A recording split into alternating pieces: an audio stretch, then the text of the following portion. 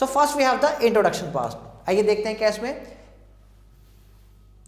Every aspect and institution of human civilisation required some form of government to prevent injustice and maintain order.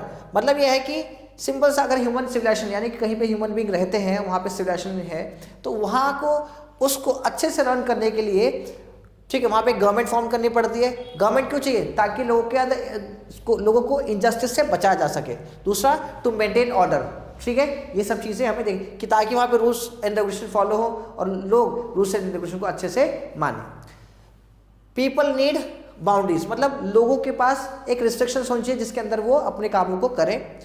The healthiest happiest children are those with clear boundaries, मतलब यहाँ पे कि सबको ये पता होना चाहिए कि कौन सी जैसे लोग हैं उनको पता है कि क्या उनकी बाउंड्रीज है, यानी क्या उनकी रिस्ट्रिक्शंस है, किस चीज़ को उसको करना है, किसको नहीं करना है। They should know each and everything. Citizens are subject to the laws of the land in which they reside, मतलब यहाँ पे क्या जो सब्जेक्ट्स है यानी जो सिटीजन है उन्हें पता होना चाहिए कि क्या लॉज होते हैं, राइट। जिस कंट्री में वो रहते हैं उनको लॉज पता होने चाहिए। Property is secured with boundaries, और जो उनकी प्रॉपर्टीज हैं वो भी सिक्योर हो, सेफ हो। Armies and business organisation are subject to internal and external rules of order and discipline, यानी जो आर्मी है और जो बिजनेस ऑर्गेनाइजेशन है इन सबको अपने रूल्स पता होना चाहिए। Means they should know order and discipline, right. Madison said if men were angels no government would be necessary, अगर मैन ह्यूमन बीइंग कैसे एंजल के जैसे होते तो किसी भी सरकार या किसी भी गवर्नमेंट की जरूरत ही नहीं थी। If angels were to govern man no control on government would be necessary, अगर वही एंजल गवर्न करे किसको? गवर्नमेंट को, तो गवर्नमेंट को कंट्रोल करने की किसी और को नीड नहीं होती, यानी कि सब अपने से आप बहुत अच्छा चलता। If framing a government of man over man the great difficulty lies in this, अगर हम बात करें गवर्नमेंट है वो मैन टू मैन अगर वो फॉर्म होती तो उसमें डिफिकल्टी फेस करनी पड़ती है। You must first enable the government to control the govern and in the next place oblige to it to control itself, मतलब सिंपल सा है कि गवर्नमेंट किस लिए बना देते हैं? So that they can govern the people. Government इसलिए होता है कि ताकि वो लोगों को बता सके क्या उसका काम है, फिर लोग भी उसको बता सके कि what are the needs of the government. तो ऐसी इसलिए किसकी नीड होती है? गवर्नमेंट की, सरकार की। Just as we have civil laws to restrain men in society, so we have constitutional laws to restrain men in power. अगर हमारे पास सिविल लॉज हैं वो क्या करते हैं? सोसाइटी को फॉर्म करते हैं, सोसाइटी को बनाते हैं। उसी तरह क्या है हमारे पास कॉन्स्टिट्यूशन लॉ है जिसकी वजह से मेंस को पावर मिलती है कि what are the basic rights, what are the basic power people have. तो कैसे पता चलता है? Because of the constitution. तो वही देखते हैं कि कॉन्स्टिट्यूशन होता क्या है। What is constitution?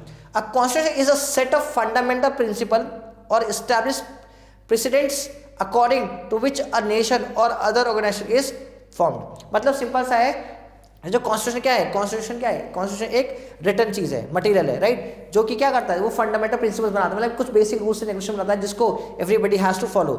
These rules together constitute with the entity, यानी कि इन्हीं सब लॉज को बना के एक साथ फॉर्म कर जाता है। When these principle are written down into a single collection or set of legal document, अब जो यही प्रिंसिपल्स और जो ये लॉज है इसको हम एक कंपाइल करते हैं, लीगली कंपाइल करते हैं। These documents may be set to comprise a written constitution, और वही जब सारे लॉज सबको कंपाइल कर दें तो सेट ऑफ क्या होता है? वो कॉन्स्टिट्यूशन होता है। Within state a constitution define the principle upon which the state is based, यानी कि कॉन्स्टिट्यूशन बताता है कि उस स्टेट के क्या प्रिंसिपल है जिसपे वो लाई करता है। The procedure in which laws are made, एक प्रोसीजर होता है जिसके थ्रू क्या लॉज को बनाया जाता है, एंड बाय हुम, और कौन लॉज को बनाता है। सम कॉन्स्टिट्यूशन स्पेशली रिटन कॉन्स्टिट्यूशन, कुछ कॉन्स्टिट्यूशन की बात करें तो उसमें से जो लिखे हुए कॉन्स्टिट्यूशन है also act as a limiters of state power, ये क्या करते हैं? ये लिमिट करते हैं किसकी? स्टेट की पावर को। By establishing lines which a state ruler can not cross such as fundamental right, और खाली वहां पे लॉज लोगों के लिए नहीं, वहां पे लॉज किसके लिए है? सरकारों के लिए भी है, यानी स्टेट्स के लिए भी है, जिसको वो कभी ओवररूल नहीं करते। The constitution of India is the longest constitution of any sovereign country in the world. Sovereign countries मतलब जो कंट्री खुद के डिसीजन खुद ले सकती है, उसमें इंडिया का सबसे बड़ा कॉन्स्टिट्यूशन है। While United State constitution is the shortest written constitution, और अगर बात करें यूएसए का तो उनका सबसे छोटा रिटन कॉन्स्टिट्यूशन है। नेक्स्ट क्या है हमारे पास? The constitution of India. The constitution of India is the supreme law of India, यानी कि अगर हम सारे लॉज की बात करें सबसे बड़ा कौन सा है? कॉन्स्टिट्यूशन का law.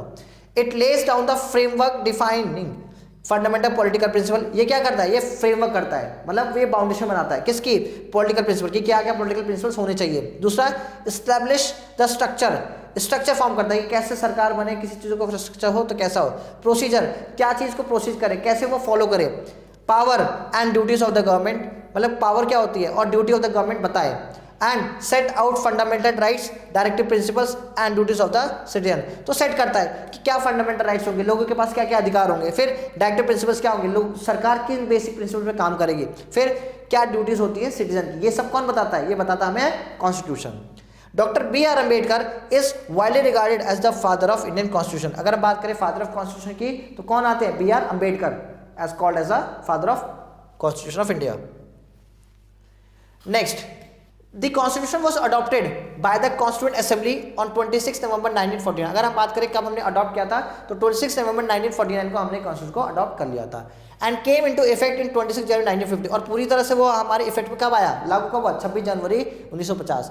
The date 26 January was chosen to commemorate पूर्ण Swaraj declaration of the independence 1930। जो 1930 में पूर्ण स्वराज की जो डिमांड करी थी उसी के बेसिस पे हमने चूज किया कि हम 26 जनवरी को अपना एज अ मतलब एक इंपॉर्टेंट डे सेलिब्रेट करेंगे। तो उस दिन हमने क्या करा, अपने कॉन्स्टिट्यूशन को हमने इंप्लीमेंट किया।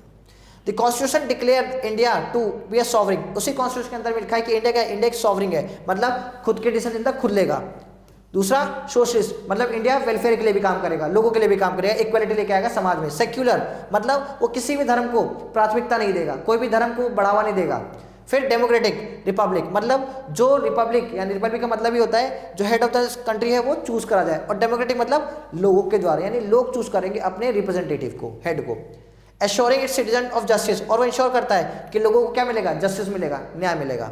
इक्वालिटी, कॉन्स्टिट्यूशन के बेसिस पे लोगों का है कि हमें इक्वालिटी यानी इक्वली ट्रीट किया जाता है। एंड लिबर्टी, मतलब लोगों को थोड़ी फ्रीडम है, लिबर्टी है। And endeavours to promote fraternity among them, और क्या फेटर्निटी मतलब भाईचारा प्रमोट करे किसको, कंट्री के अंदर में। India celebrate the adoption of the constitution on 26 January each year as a republic day, और जिस दिन हमने कॉन्स्टिट्यूशन को ऑप्ट किया था 26 जनवरी 1950 को, हर डे हम उस दिन को कैसे सेलिब्रेट करते हैं, as a republic day. Next, constituent assembly. The constituent assembly of India was elected to write constitution of India. तो जो कॉन्स्टिट्यूएंट असेंबली है उसको फॉर्म करा गया था किस लिए, ताकि उसके अंदर हम क्या लिख सकें, अपनी कंट्री का कॉन्स्टिट्यूशन यानी इंडिया का संविधान को हम लिख सकें, बना सकें। Following India's independence from the British, its members serve as the nation first parliament. जब ब्रिटिशर्स के बाद हम जब इंडिपेंडेंट आजाद हुए तो हमने अपनी खुद फर्स्ट पार्लियामेंट फॉर्म की, जिसको क्या बोलते हैं, constituent assembly. Constituent assembly consisting indirectly elected representative, तो उसके अंदर कौन थे, इनडायरेक्टली इलेक्टेड होते कौन, रिप्रेजेंटेटिव, जो हेल्प कर रहे थे कॉन्स्टिट्यूशन को बनाने में। Was setup for the purpose of drafting constitution of India, किस लिए, इंडिया के कॉन्स्टिट्यूशन को बनाने के लिए, ड्राफ्ट करने के लिए। The assembly met for the first time in New Delhi और 9 दिसंबर 1946, तो पहली बार कब मिले थे, 9 दिसंबर 1946 को सभी लोग इकट्ठा हुए थे, कहाँ पे, दिल्ली में, किस लिए, कॉन्स्टिट्यूशन को बनाने के लिए। The last session of the assembly was held on January 1924 को, यानी 24 जनवरी को 1950 को लास्ट वो हमारी सम अप हुई थी क्या, assembly. Over the course of this period 2 year 11 month and 18 days the assembly had 11 session, मतलब टोटल 11 सेशन हुए, उसमें कितने लगे, कितने, 2 साल 11 महीने और 18 दिन, इतना टाइम लगा हमारे कंट्री के कॉन्स्टिट्यूशन को बनाने में। The constituent assembly was fortunate to have leaders of national status like Jawaharlal Nehru, doctor B R Ambedkar, Sardar Vallabhbhai Patel, Maulana Abul Kalam Azad, doctor Rajendra Prasad, doctor Shyama Prasad Mukherjee and Sardar Vallabh Singh as an prominent member. तो ये सब क्या है, ये they are the basic member, they are the major member of the drafting committee of constitution assembly, right. Mister Vijay Lakshmi Pandit and miss Sarojini Naidu were the important women representative in the constitution assembly. तो लक्ष्मी पंडित and Sarojini Naidu ये दोनों important female हैं जिन्होंने जो part थे किसके, drafting committee के, किसके, इंडिया की कॉन्स्टिट्यूशन असेंबली के। Doctor Rajendra Prasad was elected as the president of the constitution assembly. जो कॉन्स्टिट्यूशन असेंबली थी उसके प्रेसिडेंट किनको बनाया गया, राजेंद्र प्रसाद जी को बनाया गया। And B R Ambedkar was elected as a chairman of drafting committee. तो जो ड्राफ्टिंग कमेटी थी उसकी चेयरमैन यानी सबसे बड़े हेड कौन थे, B R Ambedkar ji. This committee worked hard and studied several constitution like that USA, UK, USSR, Ireland, Canada, South Africa and Australia। तो जब हमारे कॉन्स्टिट्यूशन बना उससे पहले जो लीडर्स है, जो मेंबर्स थे, उन सब ने इस सब के देशों के कॉन्स्टिट्यूशन को पढ़ा और जिसमें अच्छी बातें थी उसको ऑप्ट किया। It collect important points of these constitution and incorporate them in our constitution, और उसी में से लेके हमारे कॉन्स्टिट्यूशन को इनकलकेट किया, बनाया, बट इंडिया के अकॉर्डिंग बनाया गया उसको। Next topic we have the need for laws. Our constitution states a number of laws, हमारे कॉन्स्टिट्यूशन में बहुत सारे लॉज हैं, right. These laws were necessary and have their own importance as they maintain peace and order in society. इन laws की क्यों जरूरत है? सोसाइटी में पीस और ऑर्डर यानी सिक्योरिटी लेकर आना है, शांति लेकर आना है, तो इन लॉज की बहुत ज़्यादा नीड होती है। And make our life easier, और जो हमारी लाइफ है उसको बहुत आसान बनाने के लिए हमें रूल्स की ज़रूरत होती है। The people of a country can not live together for any length of time and may have serious problem if they do not follow the laws. अगर हमें कहीं पे बहुत लंबे समय तक रहना है या बहुत आगे तक जाना है तो हमें रूल्स और रेगुलेशन की जरूरत होती है। लॉज हमें क्या है? लॉज हमें बचाते हैं, प्रोटेक्ट करते हैं, ठीक है। So laws are also important for the smooth functioning of the society, यानी कि अगर हमें सोसाइटी को रन करना है, चलाना है, तो उसके लिए लॉज सबसे ज़्यादा इंपॉर्टेंट होता है, क्योंकि उसमें पता होता है कि किसको क्या काम करना है, किसको क्या काम नहीं करना। प्रियम्बल, नेक्स्ट हमारे पास जो टॉपिक है वो है the preamble. The preamble of a constitution is an opening statement और an introduction of that reflect the spirit and philosophy of a constitution. तो जो प्रियम्बल है वो क्या? फर्स्ट पेज है, यानी वो इंट्रोडक्टरी पार्ट है किसका? कॉन्स्टिट्यूशन का। It explain the very purpose for which a constitution has been framed and adopted. तो उसको बनाने का ही जो प्रियम्बल है वो उसी की वजह से हमें पता चलता है कि क्या पर्पस था इस कॉन्स्टिट्यूशन बनाने का, क्यों बनाया गया constitution. In the form of social and economic goals और ideas like justice, equality, freedom, democracy, secularism and socialism. तो ये सब चीज़ें जब अगर बात करें प्रियम्बल को पढ़ोगे तो उसमें जस्टिस, इक्वालिटी, फ्रीडम, डेमोक्रेसी, ये सब उसके अंदर है मेंशन। मतलब ये सब चीज़ें किस लिए हैं, क्यों लिखे गए प्रियम्बल में, ताकि इससे पता चले कि क्या हमारे कॉन्स्टिट्यूशन के अंदर में है। The preamble of the Indian Constitution contain high ideas that freedom fighters cherished during our long freedom struggle। मतलब प्रियम्बल के अंदर में ही जो हमारे लीडर्स थे जिन्होंने हमें देश को आज़ादी दिलाने में हेल्प करी, उन सब की जो आइडियलिस्टिक चीज़ें थी वो सब उस प्रियम्बल के अंदर में लिखा गया है, उसको में बनाया गया है। Our national leaders inspired with our people with dreams of a free and independent India। जो हमारे नेशनल लीडर थे वो था कि उनकी ड्रीम थी कि हमारा जो इंडिया फ्री हो और क्या हो? इंडिपेंडेंट हो। Where democracy, socialism, secularism, equality and justice would prevail. उसमें सबसे ज़्यादा किसको महत्व दी गई है, इंपॉर्टेंस किसको दिया है? डेमोक्रेसी को, सोशलिज्म को, सेक्युलरिज्म को और जस्टिस, इक्वालिटी। मतलब ये सब चीज़ें इंपॉर्टेंट है हमारे देश में, ताकि ये सब रहेंगी तो हमारा देश बहुत अच्छे से रन करेगा। All this ideas have been reflect in the preamble of the constitution. तो यही सब चीज़ें किसमें, जो बड़े लोग थे, जो मतलब हमारे जो लीडर थे, नेशनल लीडर थे, उन सबका ये सपना था कि ये सब चीज़ें हमारे देश में चाहिए, और वही सब चीज़ें किस में लिखी गई हैं? हमारे प्रियम्बल में। The document of the Indian constitution open with the following word, यानी कि हमारे जो कॉन्स्टिट्यूशन है, जब अगर हम स्कूल में ओपन करेंगे तो क्या यही लिखा हुआ, और ये क्या है? This is a part of preamble. तो कैसे शुरू है? We the people of India having solemnly resolved to constitute India into a sovereign, socialist, secular, democratic republic and to secure its all citizens। यानी क्या कि we are the people of India, और हम क्या, हमारी जो इंडिया है उसके अंदर क्या है? सॉवरिंग है, ठीक है। सॉवरिंग मतलब हम किसी भी धर्म को क्या, जो हम डिसीजन ले रहे हैं वो क्या है? इंडिपेंडेंस है। सोशलिस्ट, ये सब क्या पार्ट है? मतलब ये सब चीज़ें किसके लिए अवेलेबल है? सिटीजन के लिए। जस्टिस देंगे किसके बेस पे? सोशली, इकोनॉमिक एंड पॉलिटिकल, ये जस्टिस मिलेगा। किसी के साथ भी इनजस्टिस नहीं होगा, ना ही सोशल बैकग्राउंड पे, ना ही इकोनॉमिक बैकग्राउंड पे, ना ही पॉलिटिकल बैकग्राउंड पे। फिर वी गिव लिबर्टी, यानी हम फ्रीडम देंगे किसके? थॉट को, एक्सप्रेशन को, बिलीव, फेथ एंड वर्शिप। हमने फ्री करा लोगों को, वो अपनी बातों को रख सकते हैं, बता सकते हैं, किसी भी रिलीजन को पूछ सकते हैं, कोई भी वर्शिप कर सकते हैं। Equality of status and opportunity, हम इक्वली क्या, हम इक्वल स्टेटस देते लोगों को, सब बराबर है। और opportunity, we give equal opportunity to everyone. To promote among them, मतलब इससे क्या इक्वलिटी प्रमोट भी होती है। Fraternity, assuring the dignity of the individual and the unity and integrity of the nation. क्या मतलब है फेटर्निटी? मतलब वी आर गिविंग क्या? डिग्निटी, हम डिग्निटी देते हैं ईच एंड एवरी इंडिविजुअल की, मतलब हमारे लिए सभी लोग क्या है? बराबर है, सभी एक, जो सब भाई बहन है, सब एक साथ रहते हैं। In our constituent assembly this 26th day of November 1949 do hereby adopt enact and give to ourselves this constitution। मतलब इस दिन हमने 1949 को हमने क्या ऑप्ट किया? हमने कॉन्स्टिट्यूशन को दिया है। The ideas of the preamble of our constitution are meaningful and need to be understood in their proper perspective। मतलब हमने अपने कॉन्स्टिट्यूशन के अंदर में वो सब चीज़ें दी हैं जो एक ह्यूमन बीइंग की लाइफ के लिए सबसे ज़्यादा इंपॉर्टेंट प्ले करता है। फर्स्ट आइए इसमें क्या है? Sovereign, what does it mean? The word sovereign means supreme और independent, means they are independent, मतलब किसी से इनको अगर सपोज दैट कोई इंडिया किसी कोई डिसीजन लेना चाहता है तो उसे किसी और कंट्री से नहीं पूछना। India is internally and externally sovereign, मतलब ना ही अंदर ना ही बाहर, यानी कि देश के अंदर से भी किसी ने पूछा, बाहर से भी नहीं। Sovereign extremely free from control of any foreign power and internally it has free government which is directly elected by the people and make laws that govern the people. मतलब यहाँ पे कंट्री फ्री है, मतलब हमें किसी और देश से नहीं पूछना कि हमें क्या रूल बनाना क्या नहीं। फिर यहाँ पे जो गवर्नमेंट है they are free, government are free to take their decisions, right. And government कैसे फॉर्म होती है? By the electing and choosing of the people.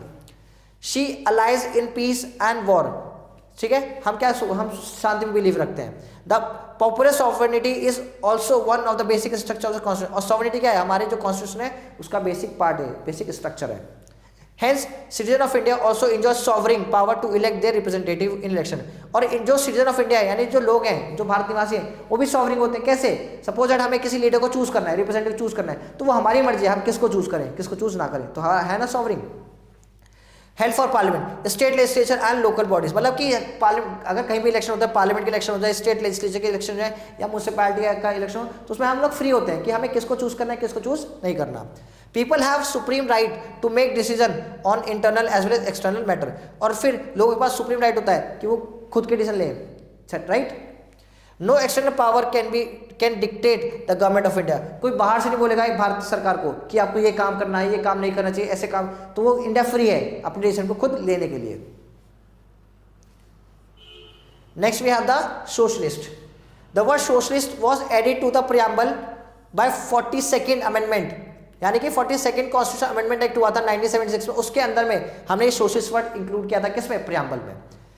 It implies social and economic equality, क्या? सोशल और इकोनॉमिक इक्वलिटी लेकर आता है। अब देखते हैं ये सोशल इक्वलिटी किसके बेसिस पे है? Social equality in the context means absence of discrimination, यानी कि डिस्क्रिमिनेशन किसी के साथ नहीं होगा, किसके बेसिस पे? On the ground of caste, colour, creed, sex, religion और लैंग्वेज, हमने इसके बेसिस पे कोई भी भेदभाव किसी के साथ नहीं होगा। Under social equality everyone has equal status and opportunity. Social equality की बात करें, अगर सपोज कोई ऊपर कोई ऊंची जाति का है कोई नीची जाति का है, तो उसमें ये नहीं कि जॉब ऊंची जाति नीची जाति को देख के जाएगी, एवरीवन इज इक्वल, बस जो भी उसके ग्राउंड्स होंगे उसको वो क्लियर करना चाहिए, ठीक है। फिर सबको इक्वल अपॉर्चुनिटी मिलेगी, जैसे एग्जाम होगा तो सबको मिलेगा, यानी कि एग्जाम किसी को हार्ड क्वेश्चन दे किसी को आसान क्वेश्चन दे, ऐसा नहीं। Economic equality in this context means that the government will endeavor to make the distribution of wealth more equal and provide a decent standard of living। और ये economic equality का मतलब है कि ये सरकार की ड्यूटी है कि वो लोगों को इक्वल अपॉर्चुनिटी दे ताकि सबका जो लिविंग का स्टैंडर्ड है वो इंप्रूव हो सके, अच्छा हो सके। Next, secular. What does it mean? Secular means कि इंडिया क्या है? India declare himself as a secular state. क्या इंडिया एक सेक्युलर स्टेट है? मतलब क्या है? Secular state is one in which citizen have complete freedom to follow any religion, यानी कि लोगों के पास खुद का अधिकार है कौन से रिलीजन को चूज करें। फिर देयर नो ऑफिशियल रिलीजन, और इंडिया का कोई भी ऑफिशियल रिलीजन नहीं है। The government treat all religious belief and practices with equal respect and honour, और भारत की जो सरकार है वो सबको इक्वली ट्रीट करती है, चाहे वो किसी भी धर्म का हो किसी भी जाति से हो। India has a multiple religious society, India में बहुत सारी रिलीजियस सोसाइटीज हैं। सेवरल रिलीजन सच एज कौन कौन से? हिंदुइज्म, इस्लाम, सिखिज्म, क्रिश्चियनिटी, बुद्धिज्म, जैनिज्म, ये सब क्या है? एग्जाम्पल है किसके? हमारे यहाँ जितने रिलीजन है। Are being practice by people in our country, ये सब हमारे देश में रहते हैं लोग। It was desirable to have a secular state in India because it is the only in such a state that all religion community enjoy equal respect and freedom. ऐसा क्यों है? क्योंकि सभी धर्म को इक्वल रिस्पेक्ट और फ्रीडम मिलती है। Democratic, what does it mean? अब हम बात करें प्रियम्बल की, तो प्रियम्बल के फर्स्ट पार्ट में क्या है? We the people of India. क्या लाइन है? We the people of India, मतलब हम क्या है? हम एक भारतीय, हम भारत के लोग हैं। And it has last part क्या है? Give to ourself this constitution, और हमने जो भारतीय किसके ये कॉन्स्टिट्यूशन दिया है। That means clearly indicate that the democratic spirit involve even the constitution. तो जो कॉन्स्टिट्यूशन है उसके अंदर भी क्या एक डेमोक्रेटिक फॉर्म ऑफ गवर्नमेंट का फॉर्मेशन है। India is a democracy, India क्या एक डेमोक्रेटिक कंट्री है। The people of India elect their government at all level by system of universal एडेड फ्रेंचाइज। अगर हम बात करें इंडिया में कोई सा भी लेवल हो, राइट, सेंटर, स्टेट या फिर लोकल लेवल, सब पे क्या है? लोग अपने लीडर को चूज करते हैं। तो किसके बेसिस पे? यूनिवर्सल एडेड फ्रेंचाइज, मतलब एक स्पेसिफिक एज के बाद people are ready to choose their representative, right.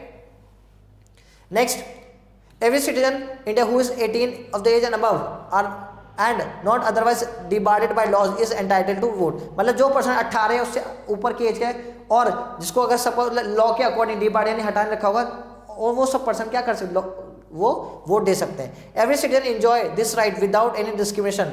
ये जो राइट वोटिंग राइट है सबके पास है, इसमें डिस्क्रिमिनेशन नहीं होता, ना ही caste, colour, creed, sex, religion, इन सब के बेसिस पे डिफरेंशिएशन नहीं होता। सब कोई चूज कर सकता है किसको, अपने रिप्रेजेंटेटिव लीडर को। Next we have the republic. As opposed to a monarchy in which the head of state is appointed on hereditary basis for a lifetime or until the abdicate from the throne। मतलब क्या, पहले क्या था, पहले monarchy थे। Monarchy के अंदर क्या होता है, तो जो हेरिडिटरी सिस्टम यानी राजा है यानी किंग है, किंग ही डिसाइड करेगा कि अगला किंग कौन बनेगा, राइट। तो ये हेरिडिटरी सिस्टम होता है, उसको क्या होता है, मोनार्की। तो ऐसा नहीं हुआ। A democratic Republic is an entity in which the head of state is elected. तो डेमोक्रेटिक रिपब्लिक क्या होता है, जिसमें हेड ऑफ द स्टेट है वो इलेक्टेड होता है, राइट, डायरेक्टली और indirectly for a fix tenure, यानी कि डायरेक्टली और इनडायरेक्टली किसके लिए, फिक्स टेन्योर के लिए, यानी उनका टाइम पीरियड फिक्स होता है। The president of India is elected by N electoral college for a term of 5 year. जो प्रेसिडेंट होता है कितने साल, 5 साल के लिए इलेक्ट होते हैं। The post of the president of the India is not hereditary. जो पोस्ट है वो हेरिडिटरी नहीं है, मतलब हर 5 साल के बाद क्या होगा, ये उससे जब भी वो छोड़ेंगे तो एक इलेक्शन प्रोसेस होता है। Every citizen of India is eligible to become the president of the country. India का कोई भी सिटीजन प्रेसिडेंट बन सकता है, बट कुछ उसके बेसिक नॉर्म्स होते हैं।